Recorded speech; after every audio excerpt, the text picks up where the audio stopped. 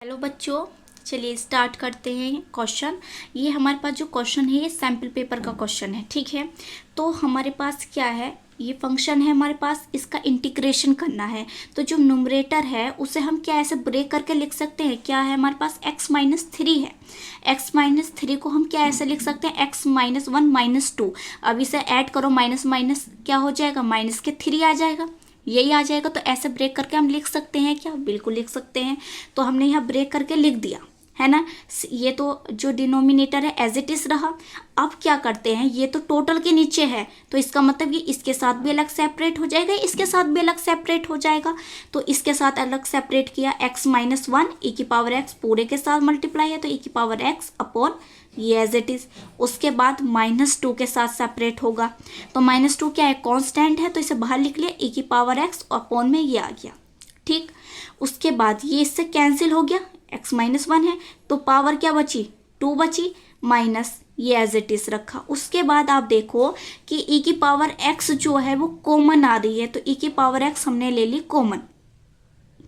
तो हमारे पास क्या बचा, 1/x-2 का स्क्वायर -1/x-3, ये हमारे पास बच गया। अब यहाँ ये देखो, यहाँ बस आपको ये सोचना है कि अगर आप इसका क्या करते हो, डिफ्रेंशिएट करते हो, क्या करते हो, डिफ्रेंशिएट करते हो तो आपको क्या ये मिलेगा, जल्दी से बताओ, मिलेगा या नहीं मिलेगा। इसे डिफ्रेंशिएट करते हो, बिल्कुल मिलेगा।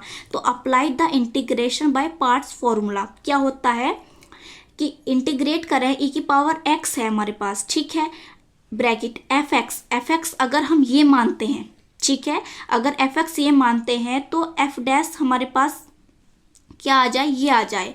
तो वो क्या लिख दें हम, डायरेक्ट उसका इंटीग्रेशन हम क्या लिख सकते हैं, डायरेक्ट की बात है ये कि डायरेक्ट उसका इंटीग्रेशन हम लिख सकते हैं e⁻x fx प्लस c। तो लेट करो, fx हमने ये लेट किया 1/x-2 का x-1 का होल ऑफ स्क्वायर, लेट कर लिया fx, इसका डिफ्रेंशिएट करो।